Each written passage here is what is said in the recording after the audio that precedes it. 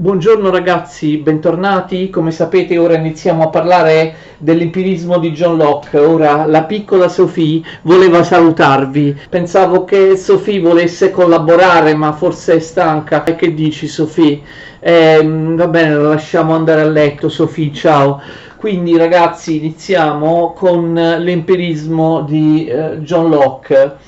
Abbiamo già visto che nel 600 e nel 700 si fronteggiano due grandi tendenze filosofiche differenti. Da una parte il razionalismo, sto ripetendo una cosa che abbiamo detto tante volte, da una parte il razionalismo che in realtà almeno nei suoi esponenti maggiori precede l'empirismo. Il razionalismo è più una cosa del 600, mentre invece l'empirismo, la tendenza filosofica opposta rispetto al razionalismo dal punto di vista della teoria della conoscenza, l'empirismo è più una cosa del Settecento, soprattutto per quanto riguarda i suoi maggiori esponenti. Abbiamo già detto che il razionalismo avrebbe potuto chiamarsi anche intellettualismo, ma l'uso del tempo ha deciso diversamente. I razionalisti, abbiamo visto Cartesio, Spinoza, in parte Hobbes,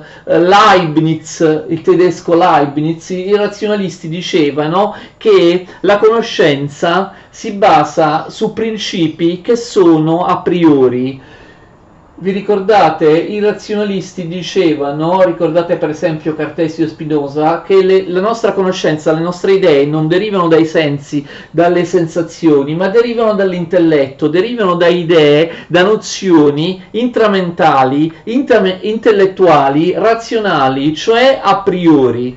La nostra conoscenza si basa su idee o su principi a priori, già presenti nella nostra mente. Questi principi a priori, in alcuni casi, non sempre, possono essere idee innate, come nel caso di Cartesio, ma non sempre. Ricordate per esempio in Hobbes, i principi a priori non sono innati, ma sono a priori proprio perché convenzionalmente costruiti da noi.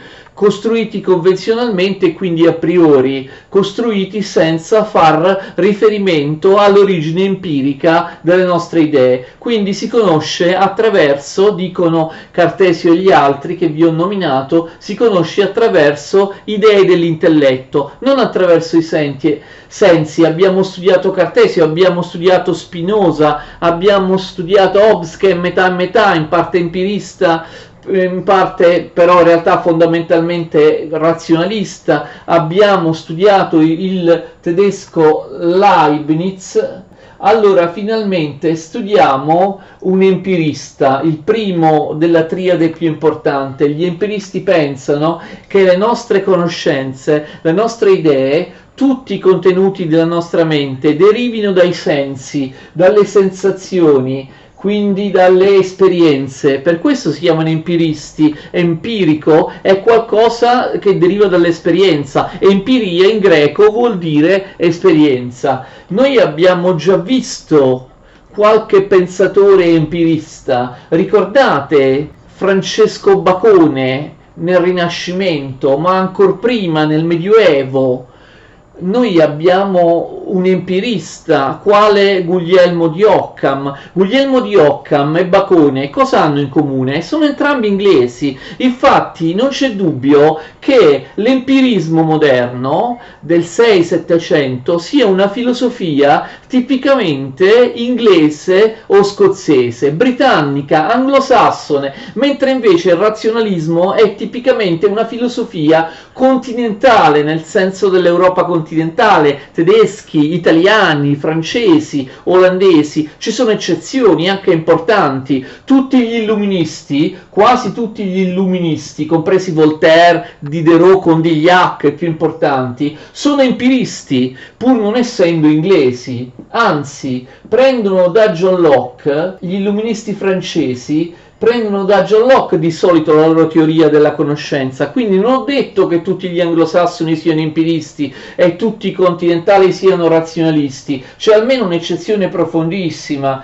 gli illuministi francesi, fortemente anticartesiani, erano filo-inglesi dal punto di vista della dottrina della conoscenza. Il loro modello era appunto Locke, il principe degli empiristi. Ripeto, ce ne sono stati già prima, Guglielmo di Occam, ma persino anche i libertini francesi del Seicento, anticipatori degli illuministi, erano empiristi. Però il principe degli empiristi, il fondatore dell'empirismo moderno, è John Locke. Alla fine del Seicento lui influenzerà i due grandi empiristi anglosassoni successivi, cioè George Berkeley e David Hume. Parliamo dunque dell'empirismo di Locke. Locke si pone il problema nell'opera che abbiamo citato la scorsa volta, ve la ricordate, quando abbiamo parlato di vita e opere di Locke? L'opera importantissima sulla conoscenza si chiama Saggio sull'intelletto umano, 1690. Come si pone il problema della conoscenza in Locke?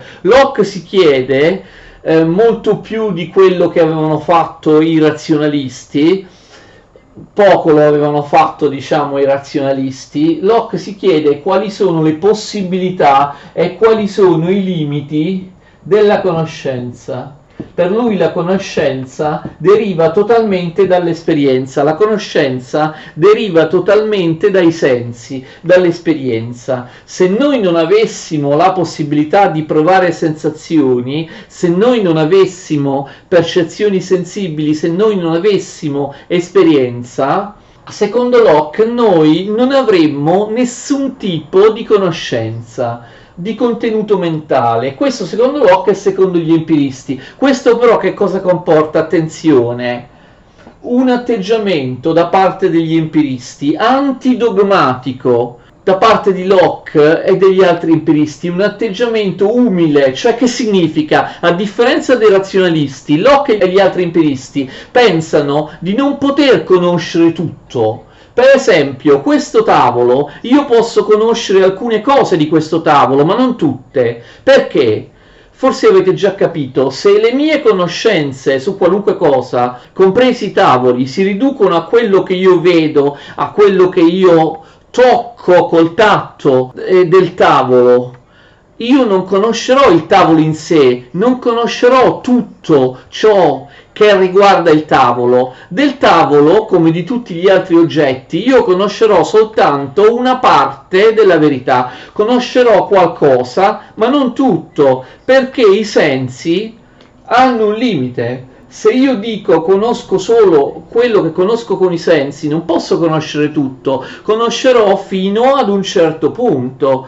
Questo problema, diciamo che i razionalisti se lo pongono di meno. I razionalisti, molti di loro, pensavano di poter dedurre qualunque realtà a priori dal pensiero e pensavano quindi che l'intelletto mi faccia conoscere tutto dell'oggetto esterno o di qualunque altra idea, matematica per esempio, anche le cose più astratte, anche le cose metafisiche che vanno al di là dell'esperienza. Ricordate Cartesio, ma ricordate soprattutto Spinoza. Spinoza diceva che un tavolo, un sasso, qualunque corpo finito o qualunque mente finita potesse essere conosciuto in maniera assoluta con la conoscenza intuitiva. Quando si raggiunge la conoscenza in mente Dei, un tavolo, un sasso è completamente spiegato nella mente di Dio, che conosce tutto in maniera assoluta, e anche nella mente dell'uomo, quando l'uomo arriva al terzo, al massimo livello della conoscenza, la conoscenza intuitiva. Vi ricordate Spinoza? Aveva l'idea che l'intelletto potesse conoscere tutto, arrivare a una verità assoluta, una verità compatibile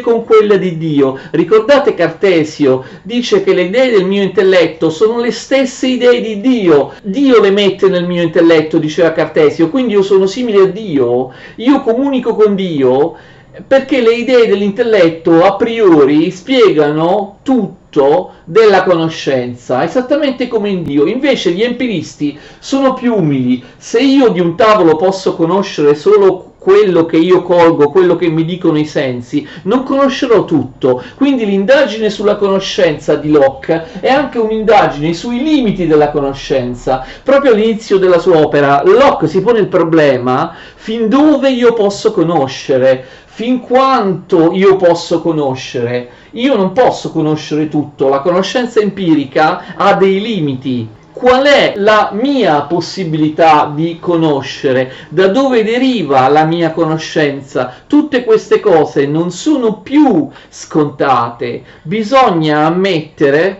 delle verità che magari non sono certe, ma sono probabili. L'empirista non sa tutto del tavolo, ma soltanto alcune cose, ma non sa neanche se io veramente posso conoscere il tavolo.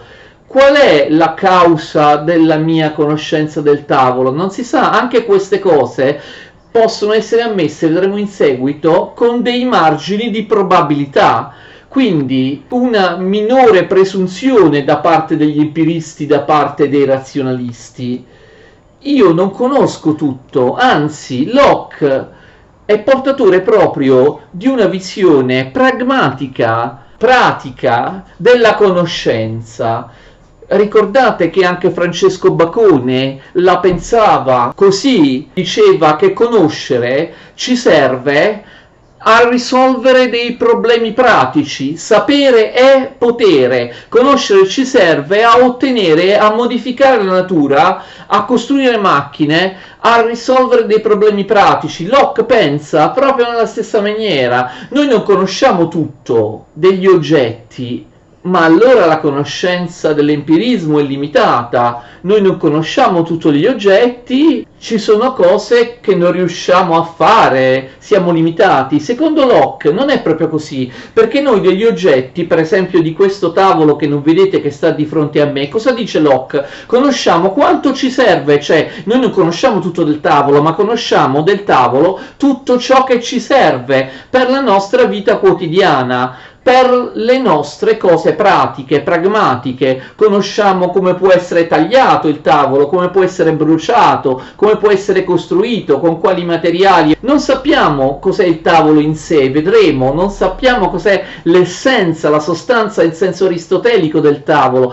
Conosciamo solo alcune qualità sensibili, ma queste caratteristiche sono bastevoli, sono sufficienti. Quindi Locke dice: il fatto che noi non conosciamo tutto degli oggetti, ma conosciamo solo quel che ci dicono i sensi, non è un grosso problema, perché quel che i sensi ci dicono degli oggetti basta, è sufficiente per noi, cioè è sufficiente a fare tutto ciò che nella vita pratica, in maniera pragmatica, a noi interessa.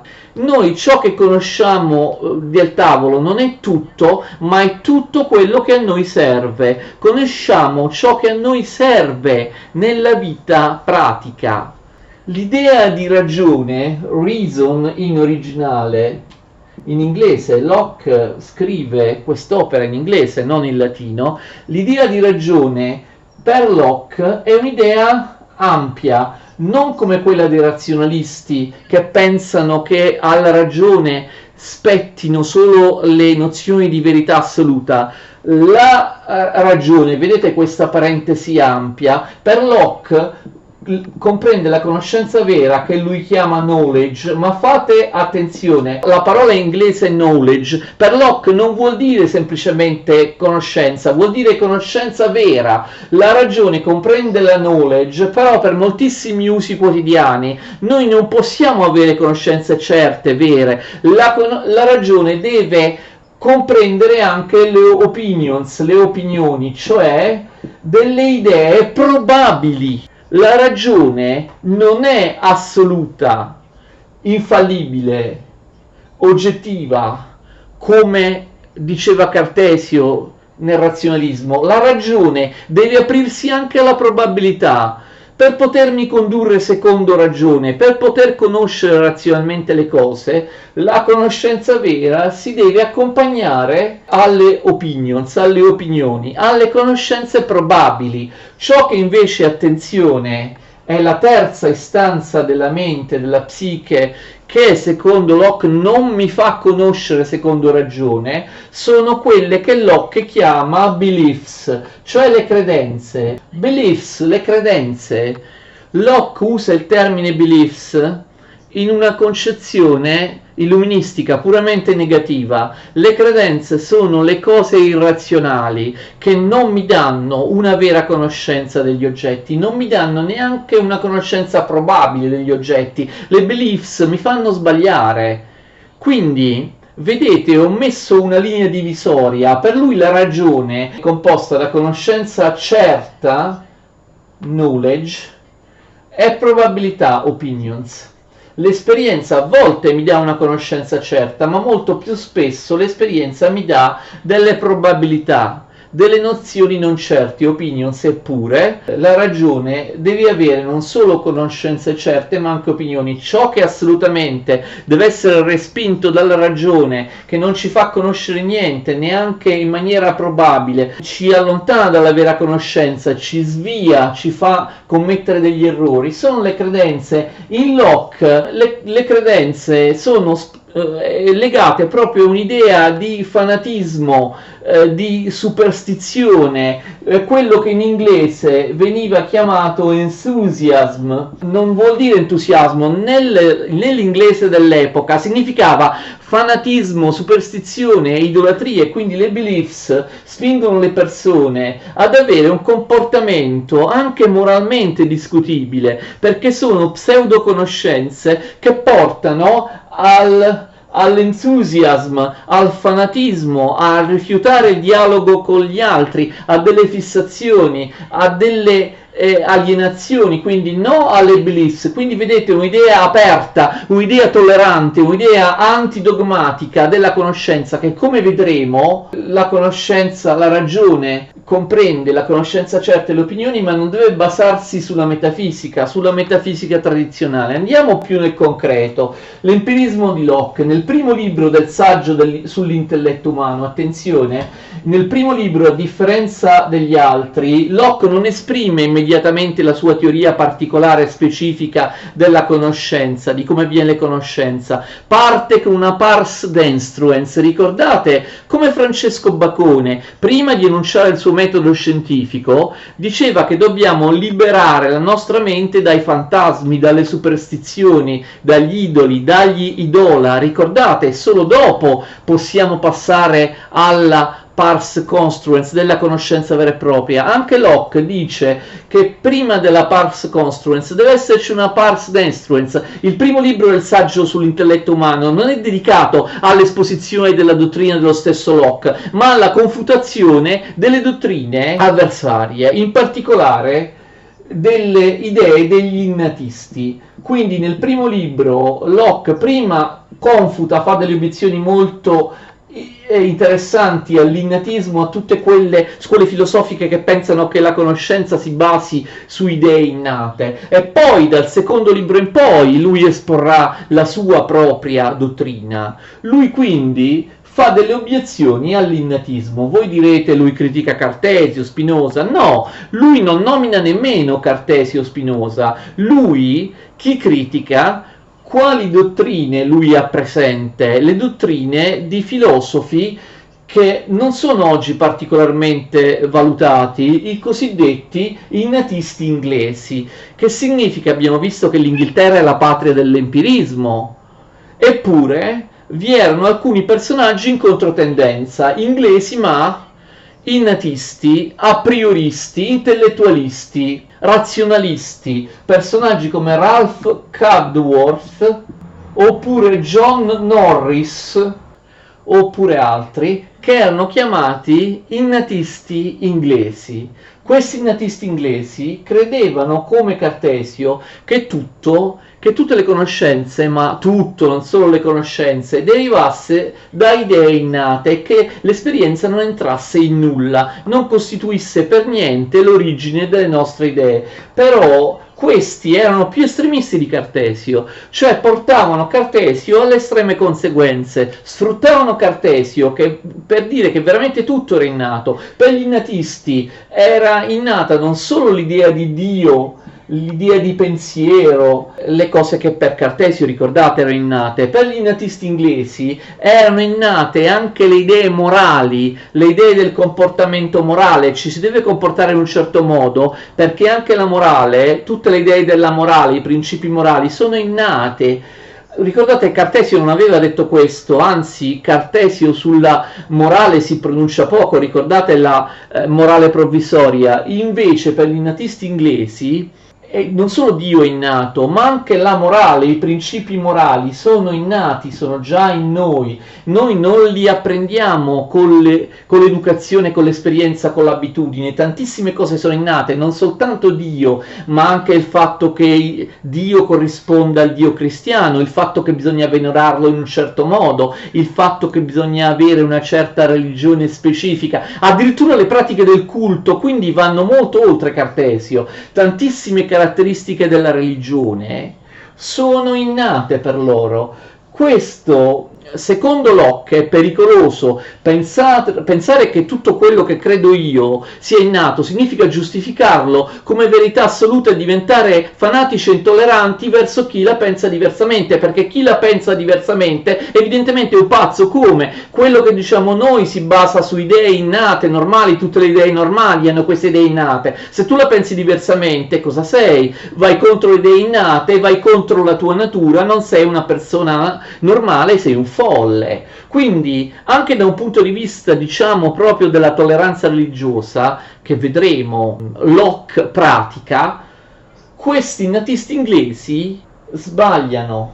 Ma non soltanto, tu puoi comportarti in un altro modo, hai un'altra filosofia morale, altri comportamenti, non puoi farlo, perché tutti i nostri comportamenti morali sono innati. Se tu vai contro le idee che tu hai, che tu devi sentire dentro di te, vuol dire che sei pazzo, non puoi farlo, sei un soggetto deviante. Questo, dice Locke, favoriva il fanatismo, ma anche una pericolosa ricaduta pedagogica. Attenzione, Locke scrisse anche delle opere di pedagogia. Io faccio imparare nelle scuole, questa è l'accusa di Locke agli innatisti inglesi, delle cose che non ho bisogno di spiegare e di giustificare o di dimostrare. Tutto ciò che io faccio studiare è verità assoluta, mi basta dire che sono innate, sono uguali in tutti, oggettive, eterne, sono identiche in tutti gli esseri umani, in tutti i luoghi, in tutte le epoche,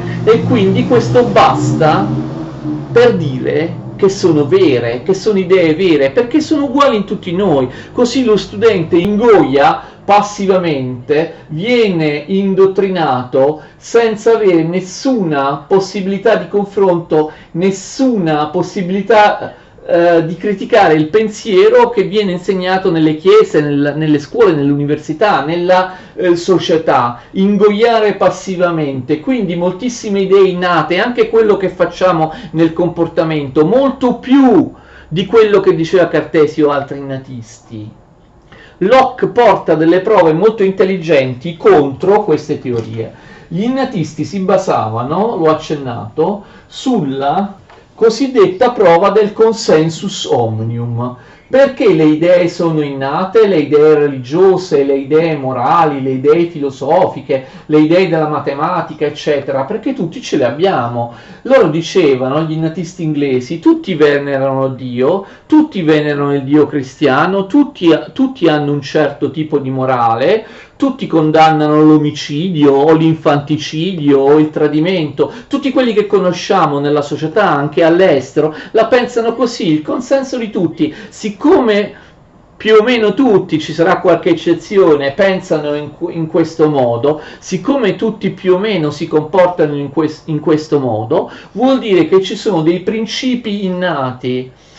Questa era la loro dogmatica tendenza di imporre questa loro teoria. Non puoi essere in disaccordo, perché se tutti pensano allo stesso modo, se tutti si comportano allo stesso modo, evidentemente lo fanno perché tutti hanno le stesse idee innate. Se tu non sei d'accordo, sei un folle, sei un soggetto deviante, sei uno che è venuto fuori male.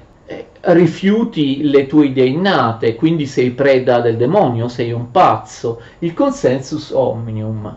Qualunque obiezione viene zittita, viene silenziata dal fatto che, secondo gli innatisti inglesi, tutti la pensano così, non puoi pensarla diversamente. Se tutti la pensano così, vuol dire che è vero. Questo è un tipico argomento dogmatico, tradizionalistico, reazionario, fanatico per imporre una verità. Quante volte vi è stato detto tu devi fare così, tu devi pensarla così? Perché non vedi che tutti quelli della tua famiglia, tutti quelli del paese, tutte le persone per bene pensano e fanno le stesse cose? Quindi vuol dire che sono vere, quindi vuol dire che sono giuste, vuol dire che sono radicate in noi, normali. Le critiche di Locke sono di eccezionale rilevanza, molto moderne.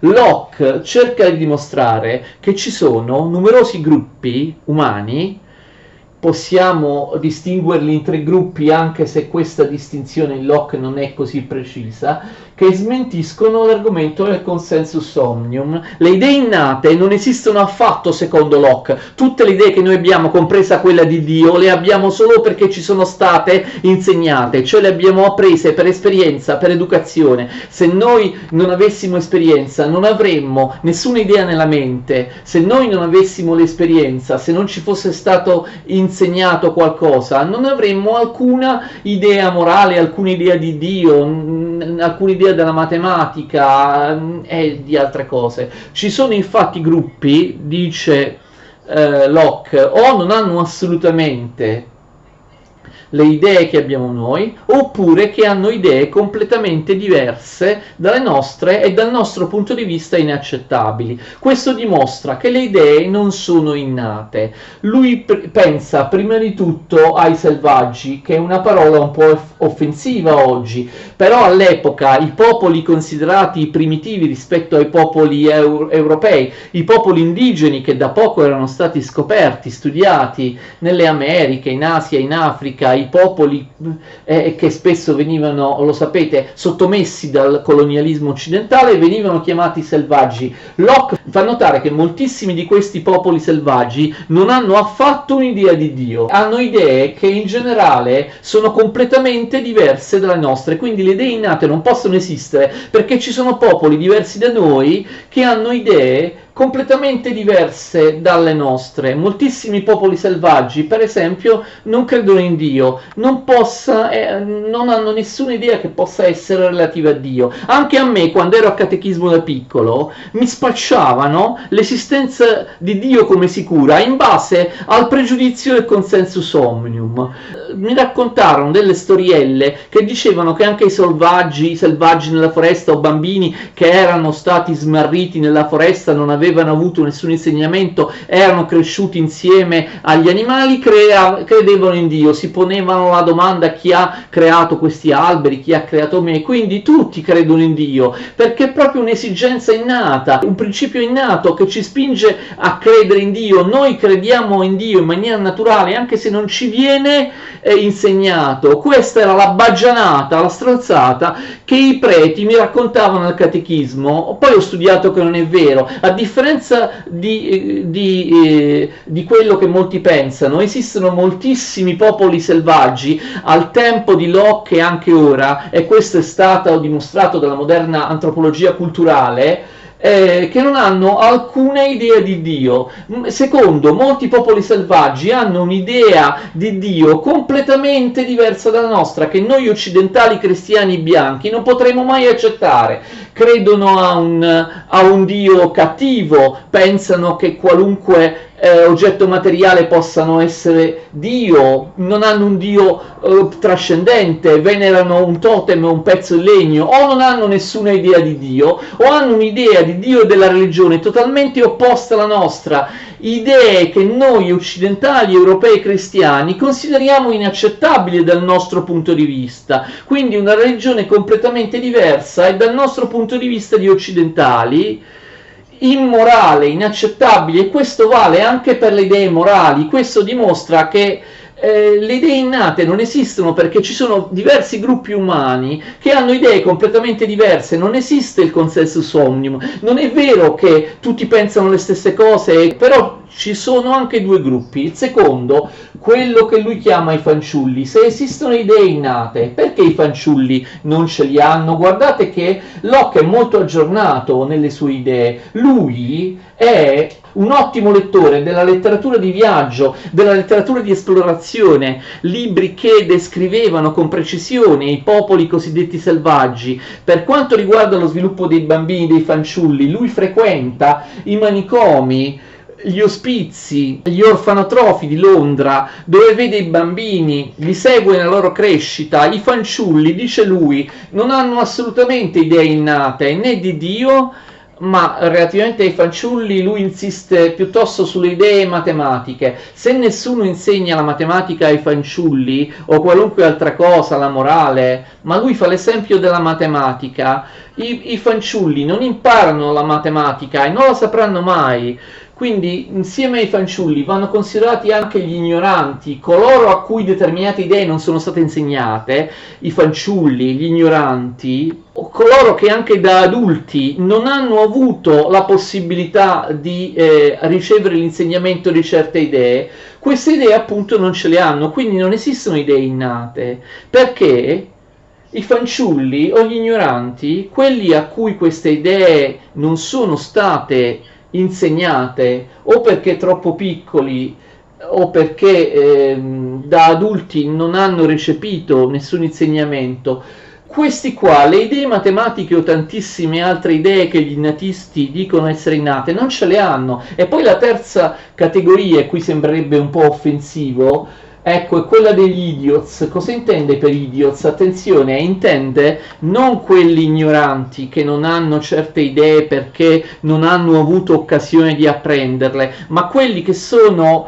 stupidi, noi diremmo con un quoziente intellettivo basso, che hanno dei deficit mentali, non so che dire, quelli che non riescono in nessun modo ad apprendere certe idee, anche quando tu cerchi di spiegargliele, non le capiscono perché loro sono stupidi, sono idioti. Forse geneticamente capite la differenza tra gli idioti e fanciulli ignoranti. Fanciulli ignoranti non conoscono le presunte idee innate perché non hanno ancora avuto occasione di apprenderle, invece gli idioti non le conoscono perché anche se tu provi a insegnargliele, loro sono talmente idioti, ottusi, che non le capiscono. Quindi questi tre gruppi selvaggi, fanciulli ignoranti o idioti, o non possiedono nessuna delle idee che secondo gli innatisti dovrebbero essere innate, comune, per consensus omnium, si esprimono in maniera identica tutta l'umanità, o non ce le hanno affatto, o hanno idee completamente diverse da quelle che dovrebbero essere secondo gli innatisti le idee innate a priori. Per esempio,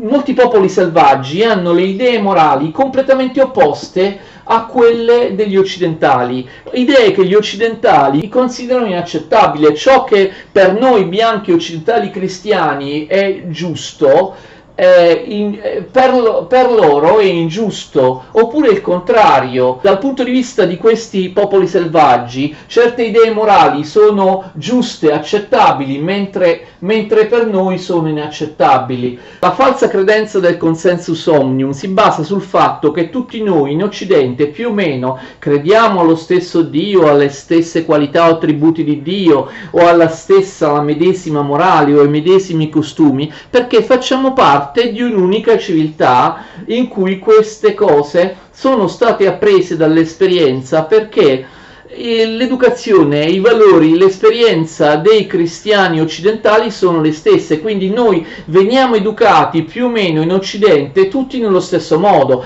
Per questo abbiamo tutti più o meno le stesse idee, non perché siano innate, ma perché siamo stati educati nello stesso modo, perché noi viviamo in una civiltà comune, quella occidentale bianca cristiana, che insegna più o meno le stesse cose in Spagna, in Germania, in Italia, in Inghilterra, mentre invece se andiamo al di fuori della società occidentale cristiana vediamo tantissimi altri popoli che queste idee non ce le hanno, o ne hanno di idee completamente differenti. Quindi qui scatta l'argomento, ricordate Montaigne, del relativismo culturale. Vengono spacciate come universali, come incontrovertibili, come giuste, come eterne, delle idee presunte innate presunte appartenenti a tutti, che in realtà sono solo il frutto di una civiltà particolare, di una civiltà comune. Nel momento in cui andiamo a vedere altre civiltà, noi vediamo che queste presunte idee innate della società occidentale non ce li hanno tutti. Il consensus omnium frana perché nei popoli selvaggi ci sono idee completamente diverse.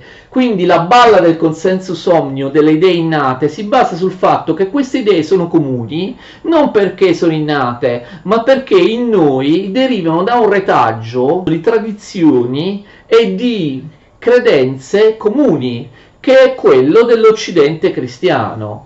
Quindi vengono spacciate per universali idee particolari, idee che noi tutti, bianchi cristiani occidentali, abbiamo perché abbiamo appreso dall'esperienza. Non le abbiamo perché sono innate, somigliano in tutti noi perché noi facciamo parte della stessa cultura, abbiamo le stesse esperienze, veniamo indottrinati tutti nel medesimo modo, però ci sono gruppi che hanno idee o principi morali completamente diversi. Quindi il trucco è spacciare come religione vera o come morale vera, come religione unica, come morale unica assoluta comune a tutti, quella che è la religione, la morale o altri tipi di idee che sono comuni soltanto ad una tradizione e ad una cultura, senza considerare il fatto che ci sono altre culture, altri popoli o gruppi, come i fanciulli, gli ignoranti, eccetera, che queste idee non ce le hanno affatto. Quindi poi Locke, lo vedremo nella seconda lezione, inizia a parlare della sua teoria della conoscenza, che parte dal fatto che, a differenza degli innatisti, l'intelletto, crede Locke, è tabula rasa, famosissima espressione di Locke. L'intelletto è tavola piatta. Lui usa anche l'espressione del foglio bianco. L'intelletto è puro ricettacolo, l'intelletto non ha alcun contenuto quando noi nasciamo, inizia ad avere dei contenuti, delle idee solo quando noi facciamo esperienza. Quindi l'intelletto all'inizio non è altro che un foglio bianco, una tavola piatta che sì, ha delle caratteristiche che gli permettono di assumere, di essere scritto il foglio bianco, di essere incisa la tavola piatta. L'intelletto ha delle caratteristiche che gli consentono facilmente di assumere contenuti, ma all'inizio è soltanto possibilità di pensare. Il nostro intelletto non possiede alcun contenuto di pensiero alla nostra nascita. Se noi non avessimo i cinque sensi, non facessimo esperienze, non avremmo nessuna idea riguardo la nostra vita. Immaginate un caso estremo, uno che nasca con una lesione cerebrale così grave da non avere nessuno dei cinque sensi dalla nascita, nasce e non ha mai potuto vedere, non può guardare gli oggetti, non può sentire, non ha la vista, non ha l'udito, non ha il tatto, non ha l'olfatto, non ha il gusto. Quella persona, deprivata per una lesione di tutti i cinque sensi della nascita, non potrà pensare, cioè farà una vita come quella di un vegetale senza mai avere un contenuto nella mente da pensare. Se i contenuti non si imprimono attraverso l'esperienza, che vedremo la prossima volta, prima di tutto viene dagli oggetti esterni, nessun contenuto autonomo, spontaneo, nasce all'interno della mia mente, che è quindi all'inizio qualcosa di piatto, di vuoto, comincia ad avere dei contenuti, delle idee soltanto quando comincia l'esperienza a modificare, a scrivere questo foglio bianco che è il mio intelletto, la mia mente alla nascita. Vedremo la teoria di Locke che cercherà di spiegare che tutte le idee derivano dall'esperienza. Nella terza video lezione su Locke, che io ovviamente vi invito a seguire insieme a tutte quelle successive in questo nostro percorso, spero chiaro e abbastanza approfondito, sulla filosofia del grande empirista inglese John Locke. Vi ringrazio tutti, arrivederci.